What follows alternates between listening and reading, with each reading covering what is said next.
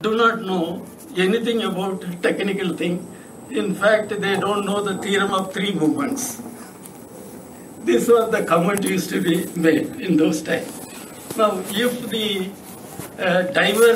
difference between these two people is so much 50 years back, it has become so many times more in the present day when the industry has developed so much. Now you can appreciate this gulf of difference between the educational institutions and the industry. You should have, say, a historical lookout review of what has happened. Now, university, to start with in the 18th century or 19th century, is meant for educating people. Now, what do you mean by educating people? In abstract terms, you make each person physically, mentally, and spiritually strong. That was the purpose of the education at that time. Now, these things are found in our old literature, things like that. So, what we call now science and humanities topics were taught in the educational institutions. And science also, basic, bare, only pure science, that is physics, chemistry, psychology, such things, philosophy and such things. Then they started teaching science, the pure science. In those days, the aim of education is not to get job. You have to become educated. In the process, after completion, you may get a chance to get some job. That was the attitude at the time. Nowadays, the education is only for getting job. If you don't have the personality, ability, all these things, it is not important. The more despicable thing of the present day is the education, the job is the main aim of education. Don't worry about the physical thing, the spiritual thing, or philosophical thing. It is only the job. And over the 25 years I have been here, I have met many parents who want to make some reconnoitry survey before admitting their wards into the college.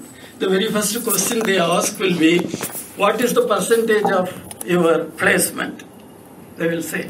If we say 90%, that's all right. What is the average salary they will get? Then no question about the education institution and its background, equipment, or the ability of the faculties. That is the percentage. Now added to that, now what happens is, there is a lot of development that has taken place. In the last 40 years, the development that would have taken on 4 or 5 centuries have happened. Such is a rapid development, particularly in electronics, computer science, and communication. These three. Anybody, how you were communicating 20 years back, how you are communicating now. You can see the sea of difference that has taken place. So this problem was important 50 years back. It is most important nowadays. That is how to solve this thing. And when the industries come, they wanted to learn from the university. So the university was the leader. All industries is based on some technology. The technology is obtained from science, and the science is taught in the university. That is the sort of link. Now, the development is at such a fast speed that what develops in industry, to get into the curriculum subject of the university, it will take at least 10 or 15 years. That is, when we were student days, we have not heard of a regular subject like soil mechanics and a regular subject like pre-stressed concrete. The teachers used to make a mention, and the questions you will get only in the short notes regarding the soil mechanics. What do you mean? Something like that. That was the situation at that time. Now, the industry has overtaken the university. They have started with the basic thing, and the industries, when they have become the so-called multinational, they have their own university-like research laboratories. so they develop well. I will tell one personal incident that has happened. This may be a little away from the subject. Just to create the background and interest, I am telling all these things. In 1970, I think, I was sent to Germany in connection with development of a laboratory and model analysis of structure. I went to München Universities and Stuttgart University and studied this and established an IIT Madras. Then later on, 1976, I went back. At the time, by the time the directors of this laboratory in the universities were very familiar, friends with me. Now? What for have you come here now? I said, I have set up a laboratory. I want to have the latest technique in a thing, Moyer-Fringe method of analysis. You might have, Fiji students might have heard about it, Moyer-Fringe thing. Then they laughed. One Elmar Ficker, he's a man who has developed the photoelasticity in the whole world, supplying material for the thing. He laughed at it. Then I asked why. If you want to have the latest technique in anything now, you should go to the industries, not to the university. He was telling like this. Not only he said that, he meant he was a good friend. Then he took me the next day to the big firm MAN, M-A-N-N. You might have seen one German firm which manufacture world-class heavy vehicles of the thing. While we want to learn the theory of that here in India, they developed all the techniques and used it in the vibration analysis of the trucks they manufacture. That was the state. Even today, I think Germany leads in this respect, that the interaction between the industries and the institute. And another instance, there is one university, Aachen, in West Germany. At that time, the professor in steel they have advertised for a professor in steel. You know who they have selected? They have selected from the managing director of a steel company. They received applications from various things. They selected from the managing director of the thing. And what is more surprising was, he was very comfortable in the chair of a professor of steel in the university. The very next day he joined. He could handle classes, you can guide the people and the thing like that. I don't know what time it will take in India to get this close coordination interaction between the industries and the thing. And there are various efforts are made to have this close interaction. And now one of the method is a seminar like this. You tell what you have done, and the senior people come there and they comment on it and give suggestions. Many times it is not a destructive criticism, it's a constructive criticism. You can learn from all the things. I have been suggesting for some years now here, if you want to have a very close interaction with the industry, we should follow certain definite planned procedure. Now each department should chalk out the major areas of the development, teaching and the research. Each department is known and they must work concentratedly in that topic. They should not dilute the efforts over a large area, and they may be doing what is called extensive work, but they may not be doing what is required as an intensive work. If you want to contribute anything, if you want to invest or discover anything, you should do intensive work, not extensive work. The total quantity of effort or abilities are constant. Now, if you spread out over a larger area, it will not have a deep enough effect. This I am telling, and some departments are trying to do that. But every department should do this one. And also, gone are the days when people spend their lifetime only in the basic research. I remember one incident comment. One famous research worker was explained a basic science principle, science discovery he has done. And one of the audience asked him, now what will be the application of this? Now that famous professor, applications, we are not concerned with it. The man who has done and invented thing, applications, we are not concerned with it. Now that will be very ideal. Any discovery, any invention will one day or other will be used. The difference is something will be immediately applied, something will be applied after half century, 50 years or something. Everything can be applied, but the time it takes is different. So you should find out what exactly is required for the country for the present, and you should not also waste your energy over the large number of topics, 3 or 4 areas, and all your students' project work, your research work, everything should be done like that.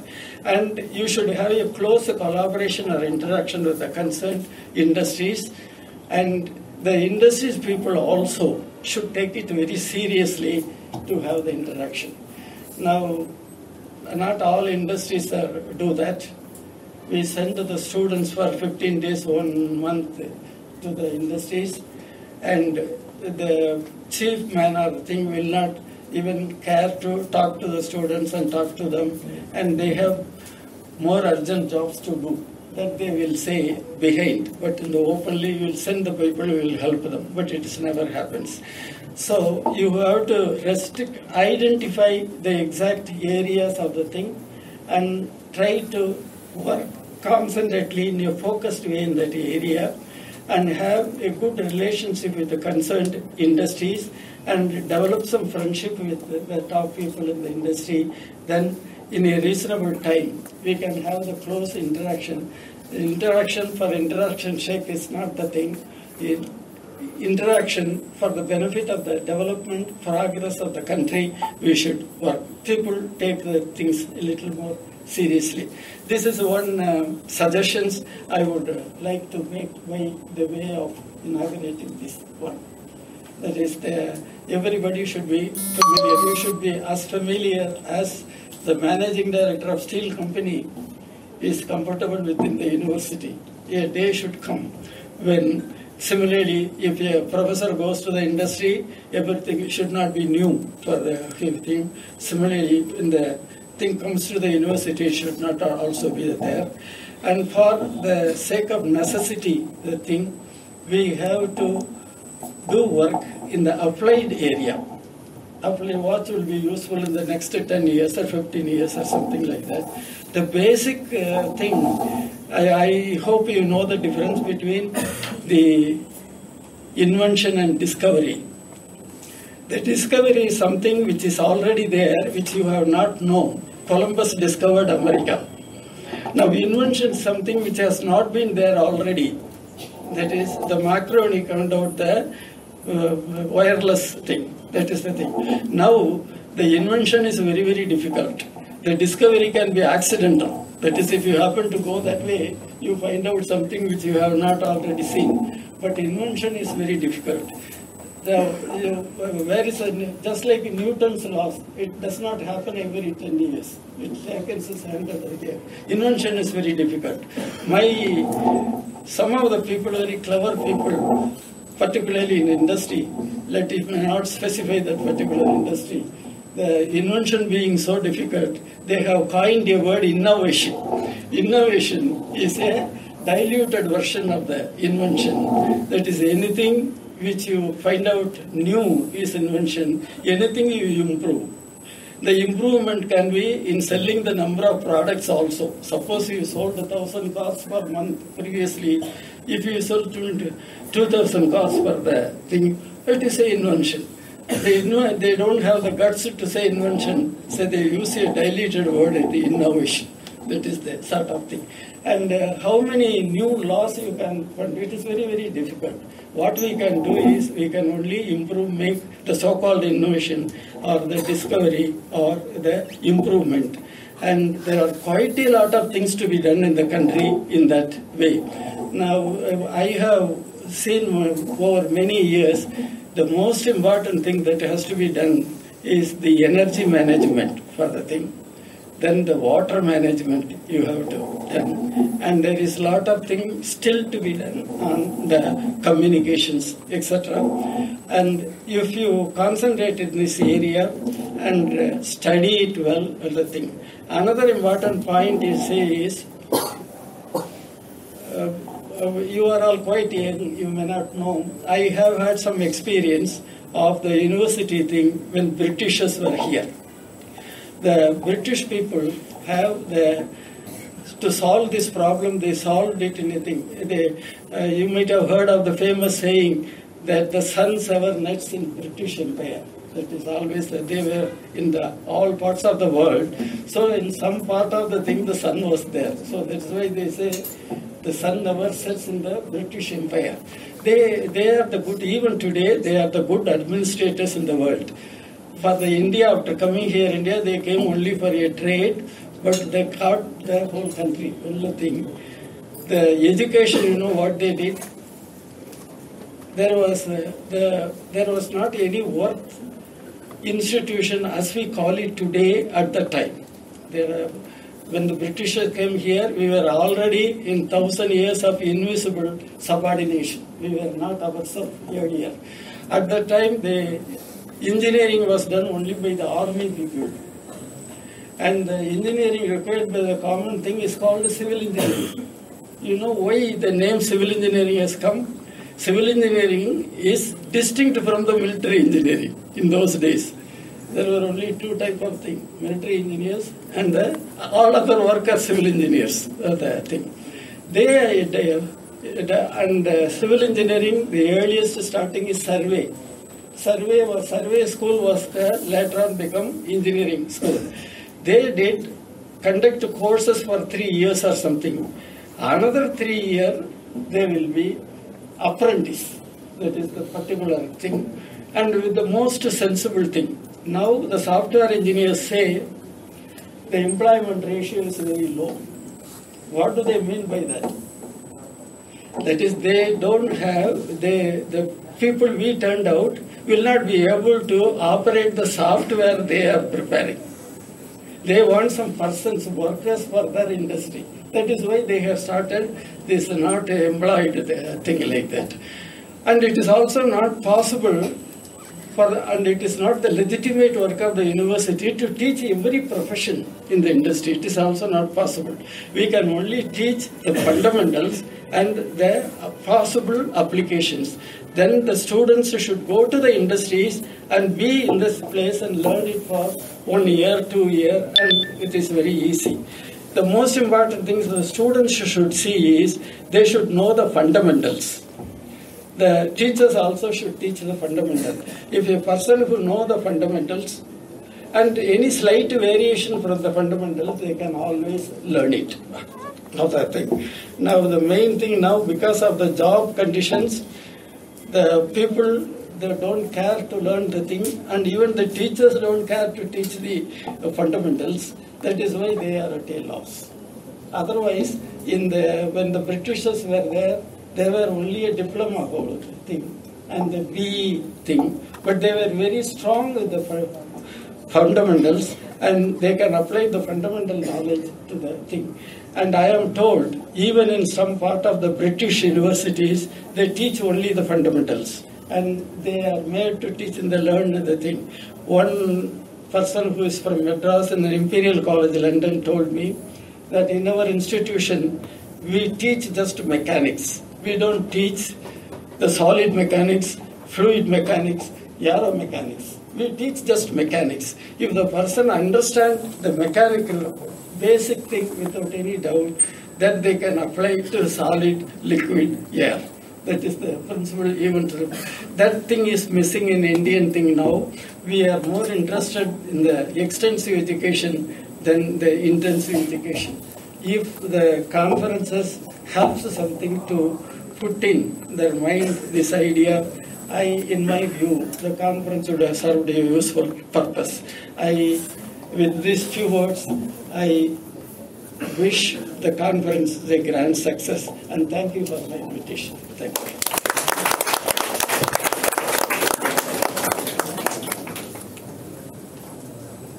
Thank you, sir, for this enlightening address. Thank you, sir. Thank you for highlighting how the holy motto of education has changed over time. Thanks for sharing your valuable experience with us to elucidate the trends in industry and institutes and how obligatory the interaction between institute and industries is. Now we invite our honorable chief guest, Shri A. Arul Das, for inaugural address. Sir, please.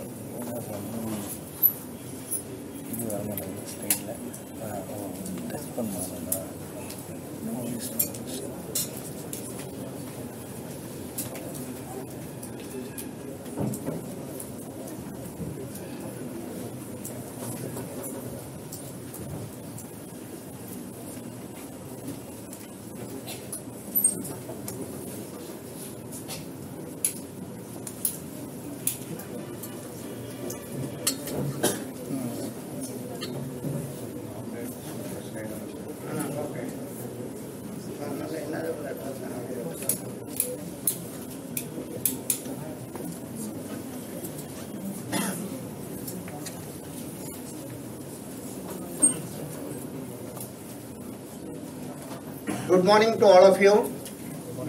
Good morning. In military style, before we start the proceedings, we seek the permission of the chief guest. Incidentally, I am the chief guest, but I feel you are the chief guest for me.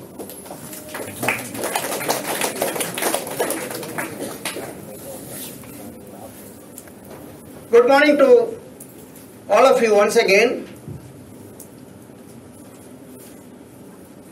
Dear scientists, engineers, industries, and scholars, ladies and gentlemen, at the outset, I would like to express my sincere thanks to the faculty of SRM University.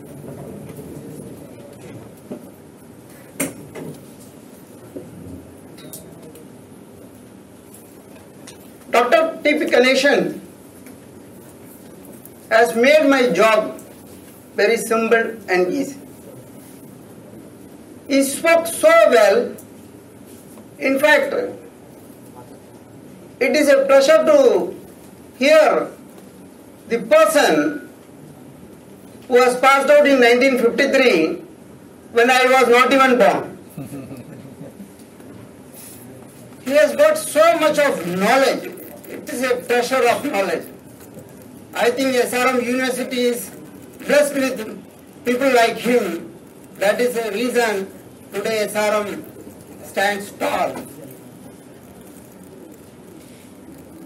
Thank you so much, sir. It is your inspiration. I am confident that I will ensure that the technical know-how transfer between the industries and the institutes take place in the right spirit and give value addition to all of your professions. Dr. K.S. Satyanarayan, HOD of Civil, convener of the seminar, the workshop, has brought out the aim or the objective of the today's workshop. It is to bridge the gap between the institutes and the industries. What we learn, as Dr. T.P. Ganeshan has said, the basics, the fundamentals. But when we go to the industries, it is entirely different.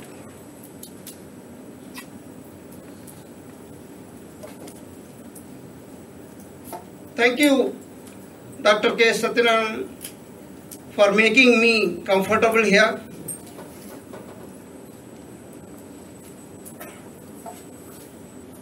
Professor Augustine Maniraj Pontian, I was wondering whether he was reading my biodata or somebody else. I was not knowing about myself so much. It is true in life also. We do not know ourselves. Most of us do not know what we are, what we can do. It is others who observe and say that, no, you have got this potential. The day we realize, you will become a confident personality. You will set your path. You don't follow others' path. So everybody here has got potential. Only thing is, you should know what potential you have got. Lastly, Dr. Ganeshan has got the knack of connecting with the audience. He said, Vanakkam, everybody clapped. And at last, Nandi. So, this is another way of communication. He has connected well with the audience and he has given today's program. Now coming to the inaugural address, I am a mechanical engineer. I was called as a resource person. I remember those days when I was doing my diploma, I was told that resources are 5 M's. I still remember. What are the 5 M's? Men, materials, machines, money, minutes. These are the 5 M's. This I learned when I was a diploma holder. So I was wondering what kind of resource I have got here to give the presentation or the inaugural address. If the faculty has considered that I am one of a resource person, I am sorry, neither I am a resourceful person nor an expert. I am a soul who has worked 40 years in government service, nothing else.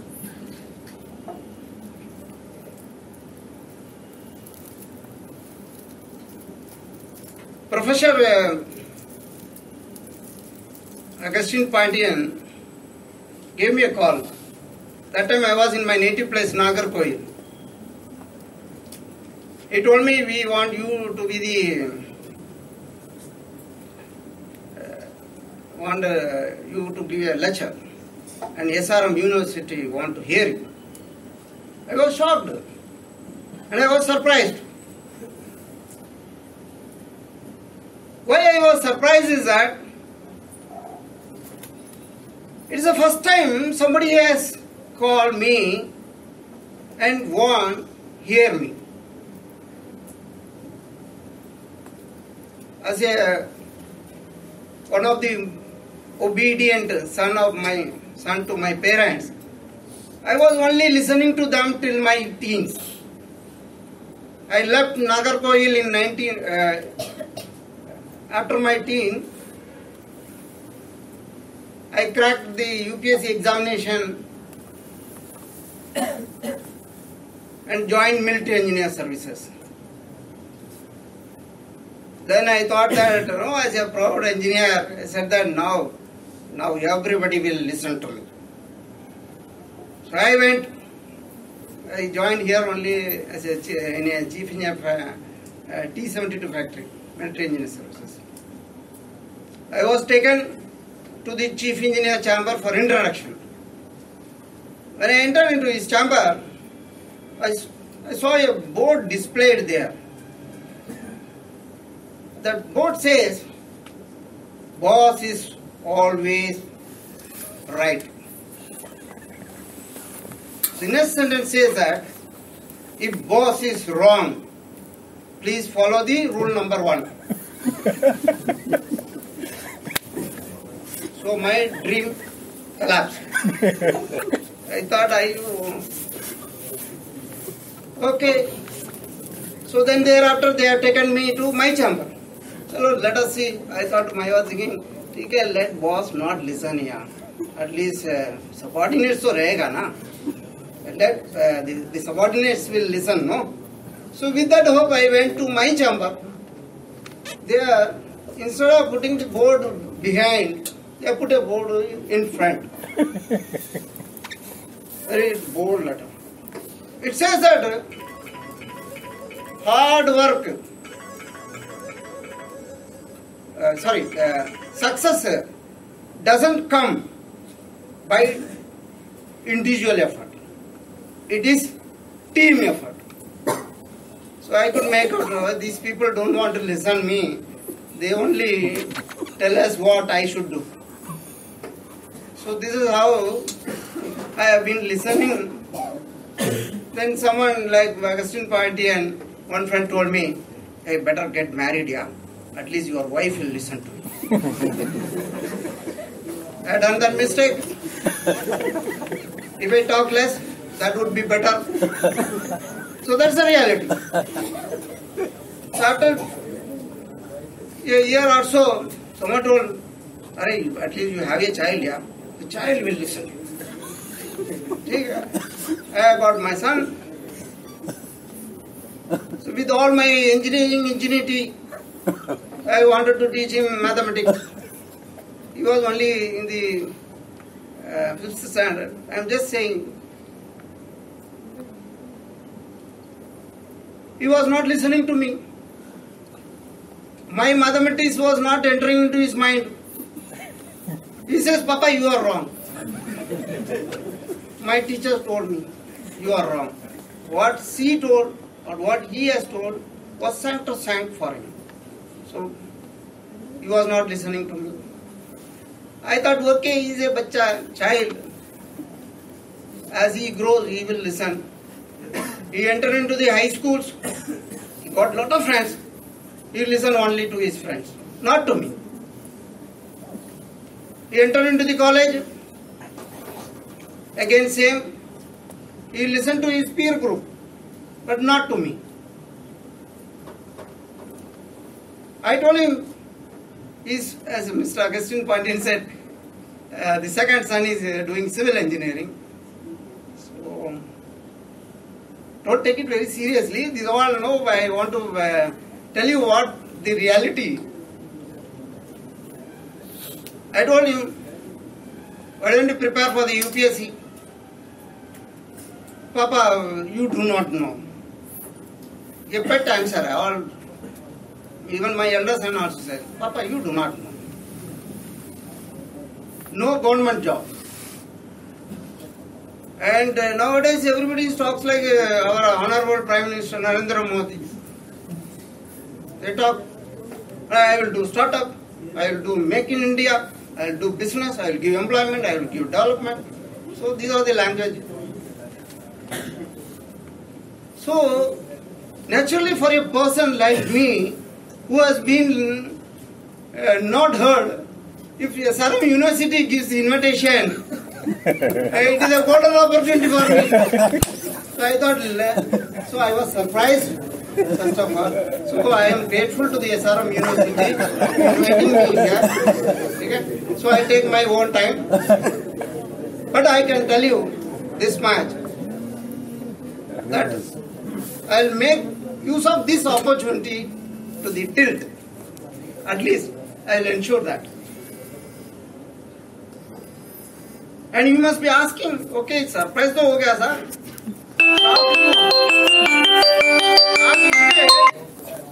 Our Dr. K. Satyanarayan probably told, let him choose the topic. The person who has been taking orders throughout his life has to take a decision now and choose a topic. This is another problem. Because I am used to it as a military soldier. I am used to it. If they say stand up, stand. Attend. So now I have been told, so you select the topic. So it was indeed a shock.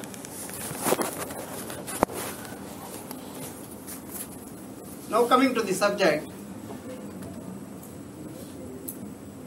In 1992, I was posted as garrison engineer. Garrison engineer means normal executive engineer. In the military terminology, in British period, the fourth area is always maintained by the garrison. It's called garrison. You can have the dictionary meaning. So it's the executive engineer. I was posted as an executive engineer in Meerut. Meerut is a very notorious place. So one day I was told, sir, concreting is to be done for that building and you have to come and check the reinforcement detail. Mechanical engineer, never done any civil engineering. Look at the way. This is what we know, where what we learn. Right? So, okay, let us go. I do not know how many of you are familiar with the military engineer services. One, Banda means that get up, you get. Executive engineer is given a ambassador car with peak-on light, and you will have always somebody will accompany you in uniform, left, right, salute, marna, ye sab natangi. Matlab, the drills are more there. So I went to the site. I'm a simple soul. The site was very clean, tidy. Nothing is visible there. One ladder is there.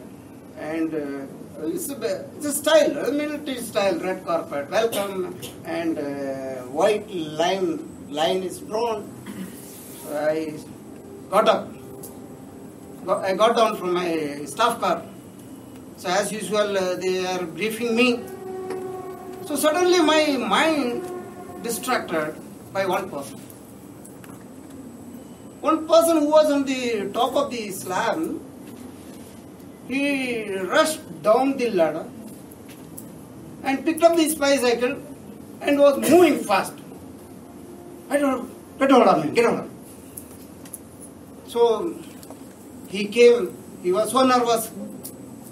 He thought that I am a Prime Minister of this India. So he was so nervous. So I asked him, why are you running away? Then with the folded hands, he was not able to speak. I said, who are you? He said that I am the Mistri who has done this reinforcement. So I said that why are you running away so fast? Then he said, sir, today morning we were told that this reinforcement will be checked by the superintendent grade 2. So he came He saw. Then thereafter he said, okay, do one thing. You take all that leftover straps, no? You put it in between these straps. So I was doing that. And after 1 hour, his senior superintendent grade 1, he came. He also checked. And he said, okay, Aisa Karna, do like this. All those cut pieces, 1 meter long cut pieces were there. He said that you put all those cut pieces into the corner projections. No, we used to put 3 corner bars. So he said you put in. So that was also put. Then thereafter the assistant garrison engineer, my next is assistant garrison engineer. He has visited. He has also certified. Okay, everything is fine. Then only he asked. Why those reinforcements are lying there? You do one thing. You remove, straighten all those reinforcement bars and put it parallel to the cracking bar.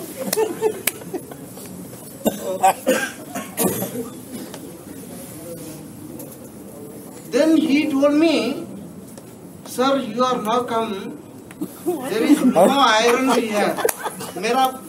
There is no iron bars left here. Only my cycle is here.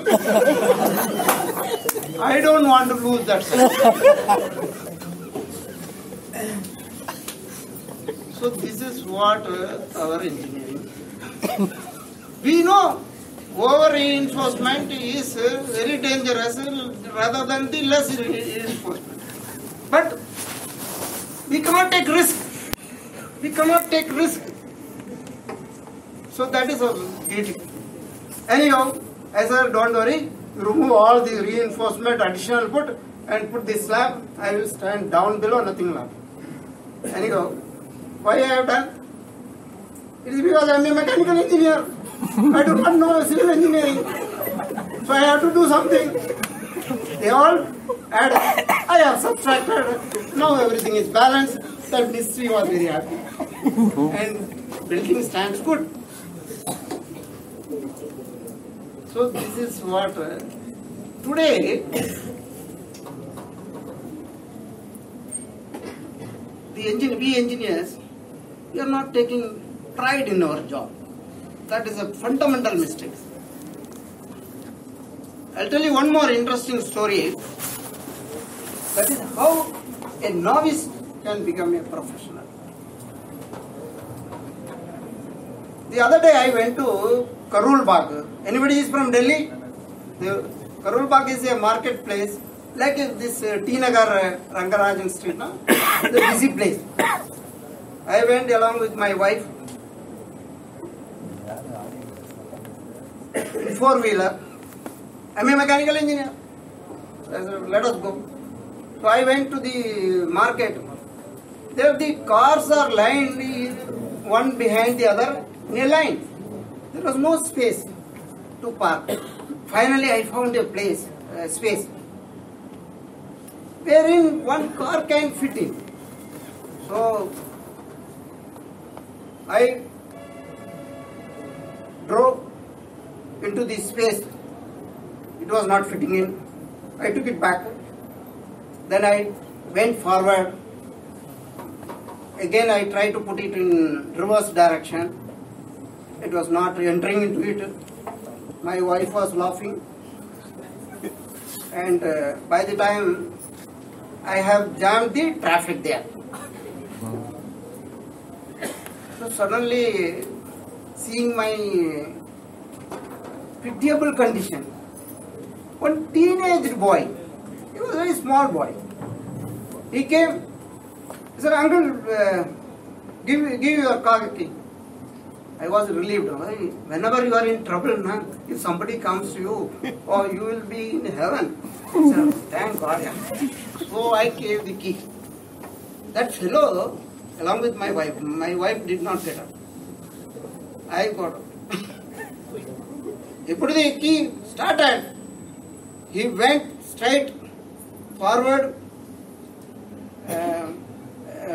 turned his steering, and swiftly place the car by reverse direction, and put it exactly within that space.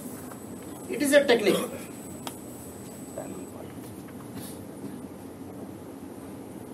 So afterwards I was relieved. Thank God. Okay, traffic nikal gaya. But I cannot forget the staring of my wife.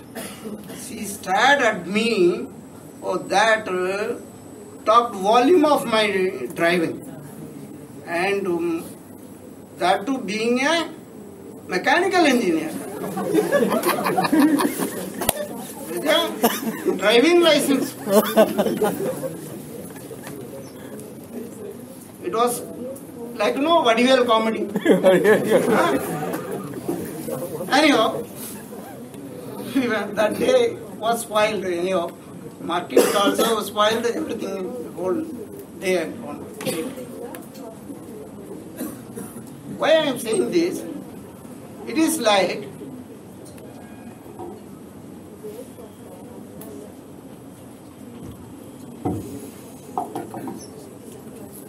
we are all having driving license, isn't it? Most of us. When we go for the driving, learning, we were unconscious and incompetent. We were unconscious. We do not know about the driving. We do not know what is ABC, isn't it? So we were incompetent. As we learn driving, we become conscious. We know now driving. A means accelerator, B means brake, C clutch. We know. We are conscious. But still incompetent. Then we take some training and then we go to the traffic inspector. He makes us to put 8. There we become conscious and competent. Now we know driving. We are given a chance, we can go anywhere except the reverse parking. Now comes unconsciously competent. What is unconsciously competent? Now when I drive, I do not know what my left leg is doing, what my right leg is doing, what my hand is doing. Unconsciously, I can do anything. Even sometimes the children I have seen, boys, they leave everything and still they drive. So it happens unconsciously. We are not conscious of what we are doing. While you might have seen the people who are doing circus. They are within the globe, they drive motorcycle. They are not conscious of it. Unconsciously, they are competent. So this is what is required. Like the teenage boy, he was a professional. He was doing unconsciously and competent. This is what the industries are expecting today.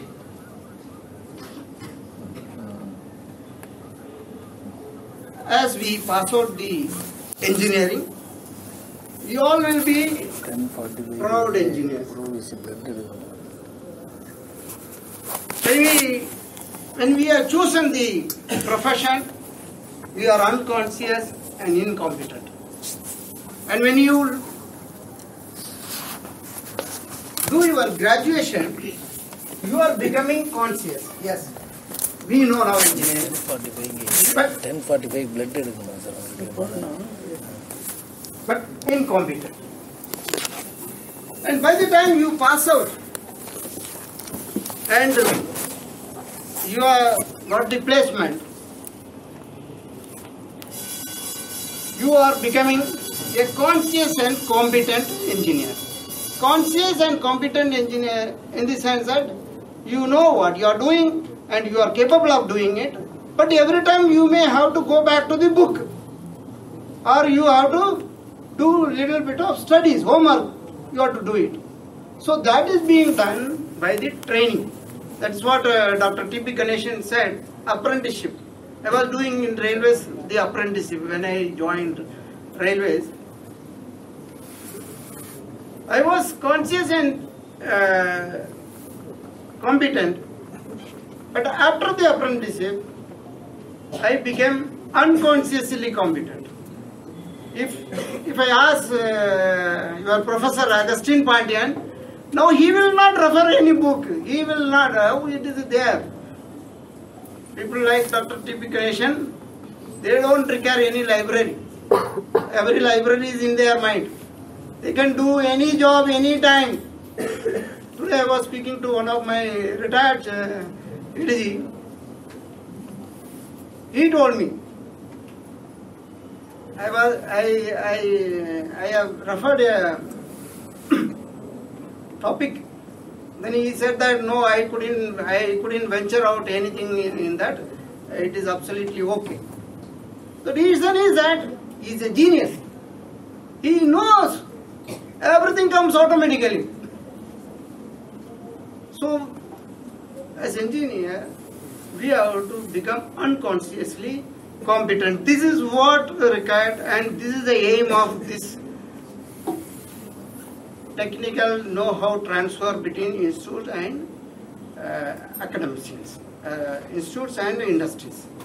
So when you pass out the engineering, you have only been taught the basic. This is what Dr. T.P. Ganeshan was telling me. That is the basic.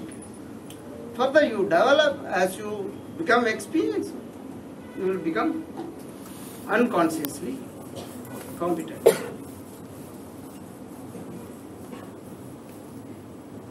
One more example I want to give you. It's a practical example. Nowadays, the engineer says, this is not my cup of tea. It means that you join a department and you are from a core subject, okay, civil engineer or mechanical engineer, whatever it is. You have got the limited knowledge, and if an opportunity comes, you coolly says, no, this is not my cup of tea. I cannot do this. I am not from this. I have not been taught the civil engineering. I am a mechanical engineer. I cannot do it. So most of the engineers, actually what is engineering? A simple common sense and logic. All is a reasoning. It's not like what is called literature or no people who write poetry. So that there you carry a open mind, imaginary. Here it is, everything is crystal clear. It's a reasoning, logic, nothing else, and questioning. But still, we don't take the risk. It so happened, I was again garrison engineer in Meerut. There was a pressed steel tank.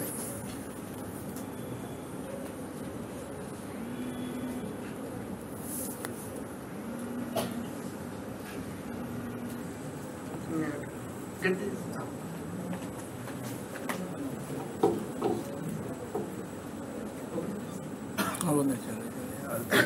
Next.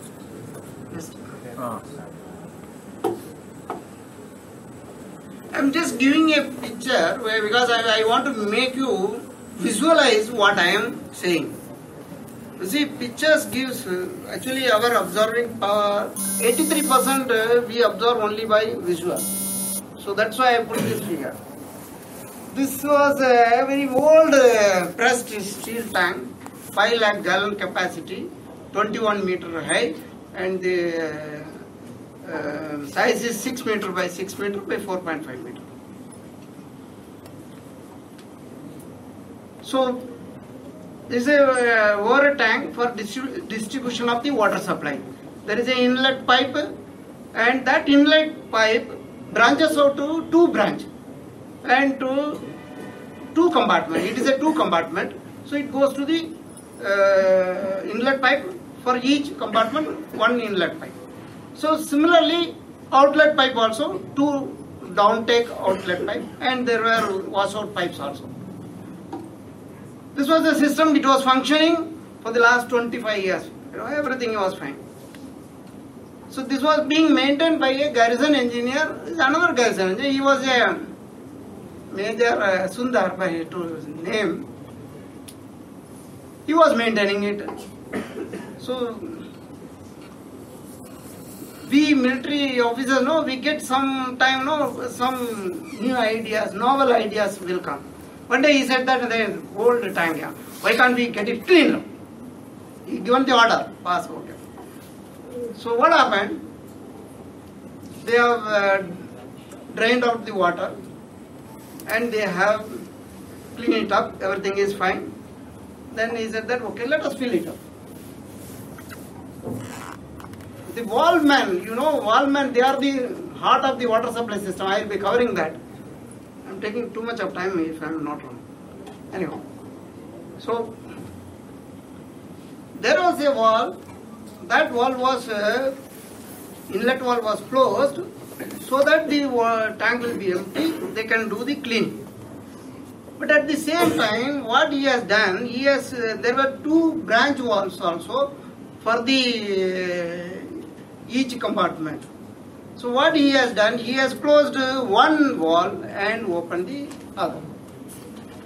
So while pumping was done, water was rising.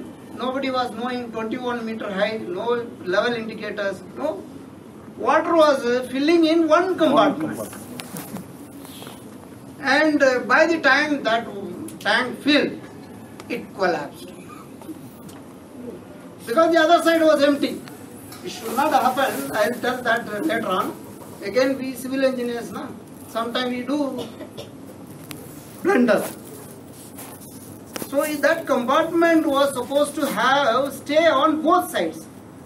But while constructing, they have provided stay on one side only. So that is the reason it collapsed. But the reason is it was serving all along because water was filling both sides. So the stay was not under stress and water was also being consumed in the similar manner.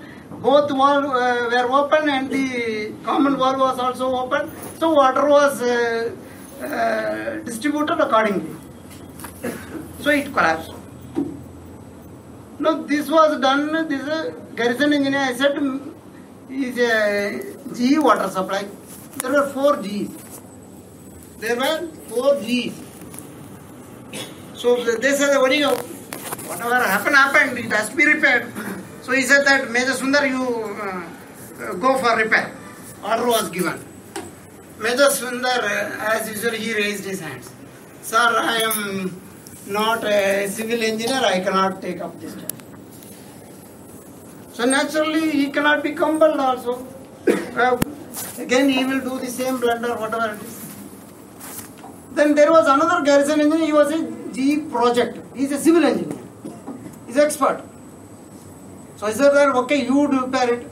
He said, sir, I am a GE project. I can only do new projects. I cannot handle this old one, sir.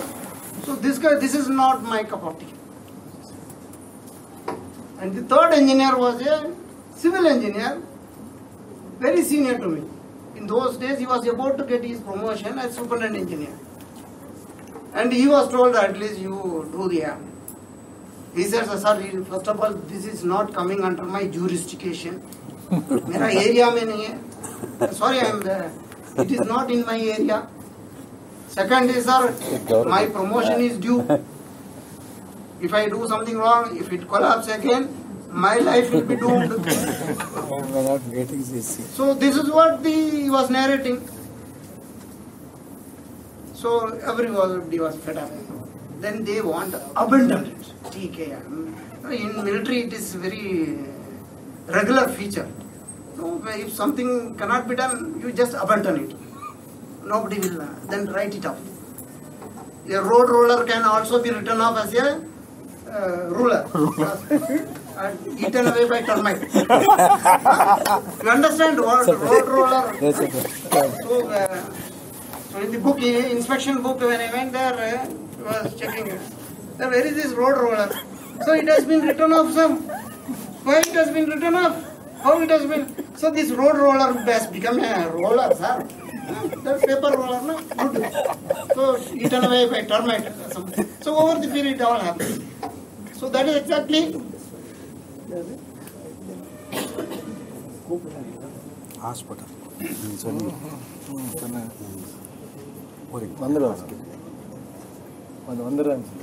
Just 2 minutes. I am writing.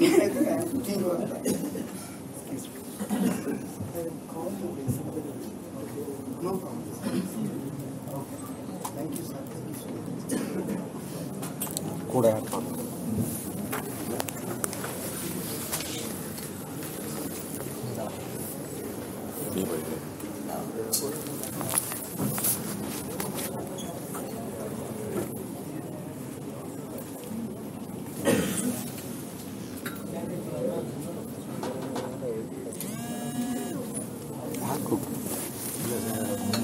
Hospital.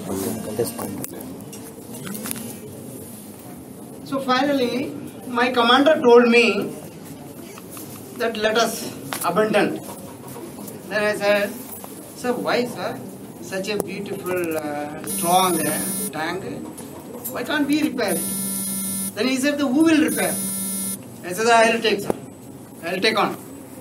After all, what is this? It's a pressed steel tank only, and the design is already known to us. So, believe it or not, there was one small ladder with steps at every 60 centimeter. It's very difficult to climb, and it was dangling. So, I took risk, climbed the overhead tank along with my CW, and we inspected, and then we found what exactly the cause for the failure, and then we have done our homework, and I got this tank restored. And so it was a challenge, you know. It was an opportunity. It came on my way. I took it. So that this is another aspect I want to tell you, all of you. When you are going out, you will get plenty of opportunities. But those who grasp the opportunities, they will be the successful in their life. I think with this, I must conclude my inaugural session. Otherwise, the technical seminar may spill over to the another day, which I don't want. So, in the end, I want to tell all of you, no workshop will change you overnight. No workshop will change you overnight. But every workshop will give an opportunity for you to take something home from here. So from there you have to further develop on. So as Dr. T.P. Ganeshan said, that we as a faculty, everyone will give the basics. You have to further develop. It's a constant process. And when you develop it, it will become a habit. When it becomes a habit, you will become a professional. And the future is yours. Thank you so much.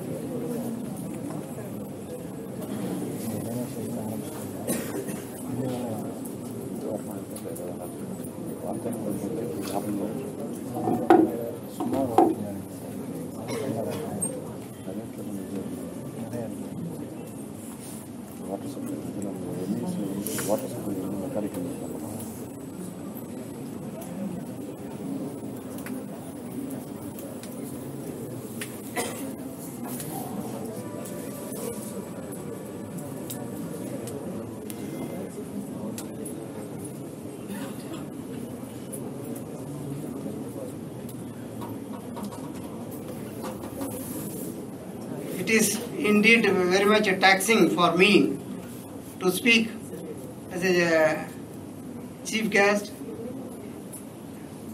and give the inaugural address, and thereafter to take on a session on a topic like smart water management. It's indeed little taxing. Notwithstanding all that, as I told you, I will definitely give you, all of you, something to take home and meditate further and improve further and use wherever you can.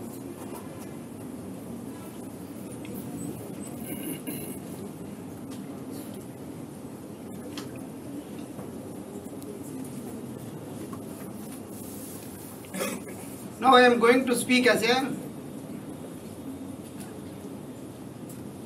speaker, something like a faculty. So I have to be a little serious with all of you.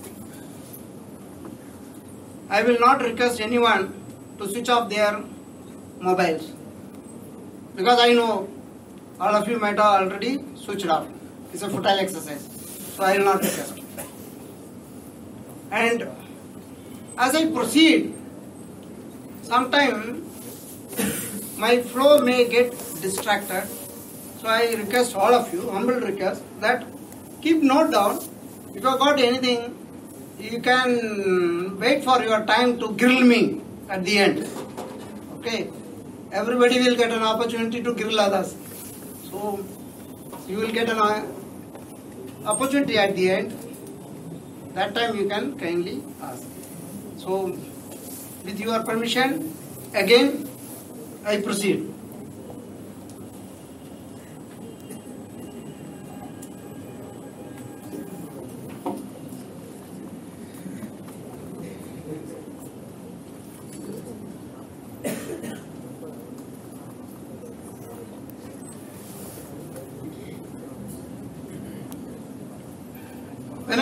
When I was approached for the seminar, I asked the faculty on what subject I should speak. I was told that I can choose this subject. That has put really in a confused state and was indecisive, because I am not used to listen.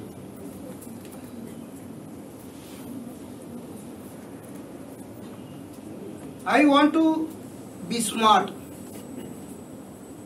So I have chosen the topic of smart water management.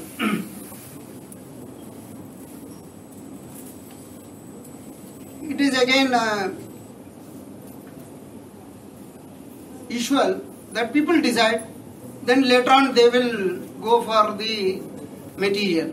So I want to be smart. I have decided the topic is smart water management. Not knowing what to talk, so I went to the Google and it says something else,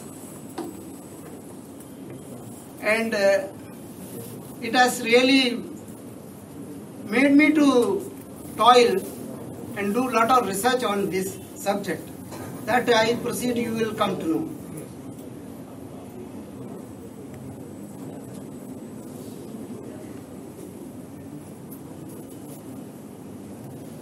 Keeping in view the World Water Day. World Water Day, do you know? It falls on 22nd March. World Water Day is being celebrated since 1993.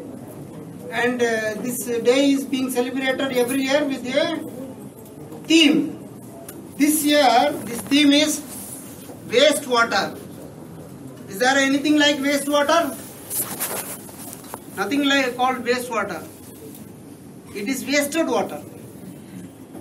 Because as a civil engineer you might have learned, water is finite and it is a recycle.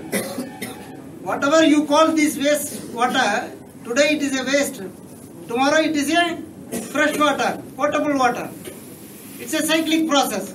So waste water, there is nothing like waste water. It is wasted water.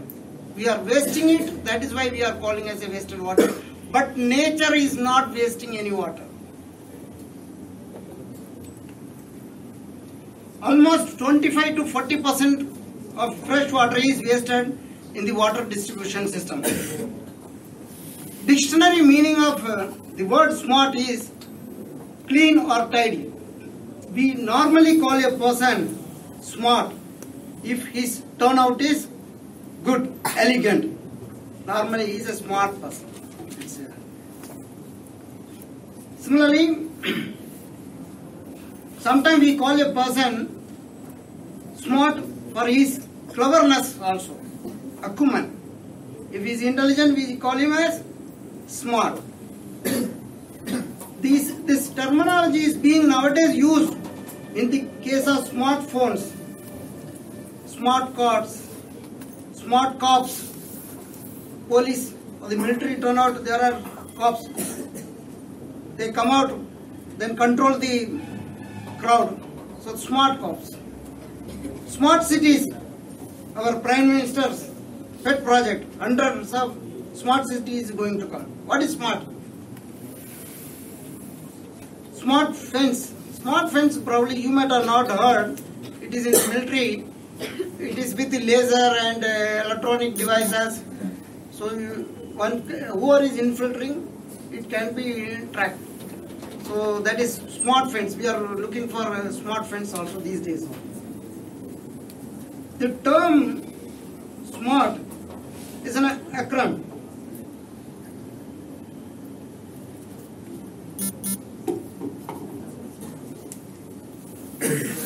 The word smart, S-M-A-R-T. S stands for specific.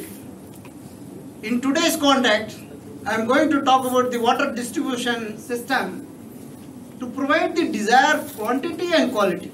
That is a specific objective. Yes. Then it is measurable. How much and what quality and pressure. That parameter should be measurable. We do not know how much water we are taking. Today I was staying with my cousin sister. I was told that take a bucket of water. I used to take bath in shower. So shower is consumes less water. Bucket means we require 3-4 buckets, but she gave me only 1 bucket. So I was not knowing till date how much gallons I am consuming it. So this is that is what we have been doing unconsciously. And the A stands for achievable. Supply all the time and all events. All the time means 24/7.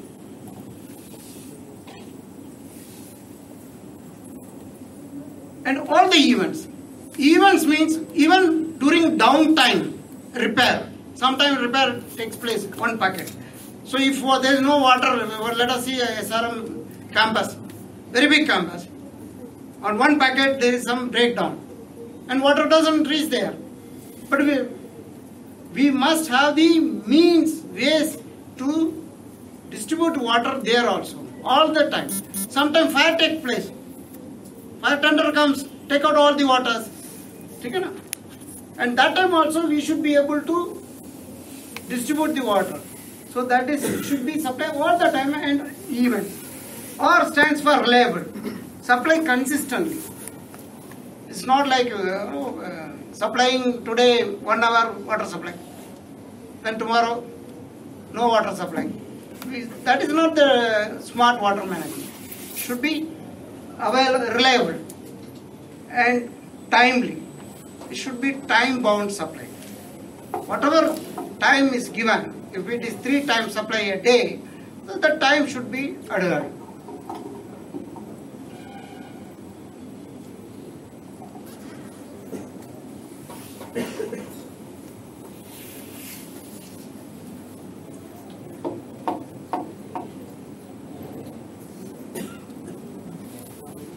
It is my duty now to make all of you to be receptive to the topic.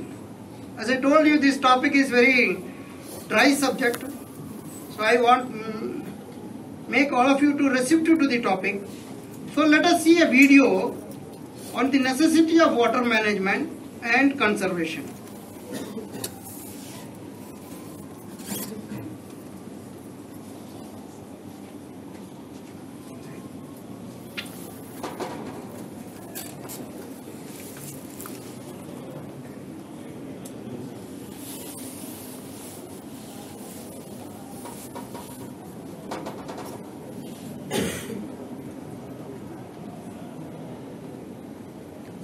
Okay, I think something wrong. May not come.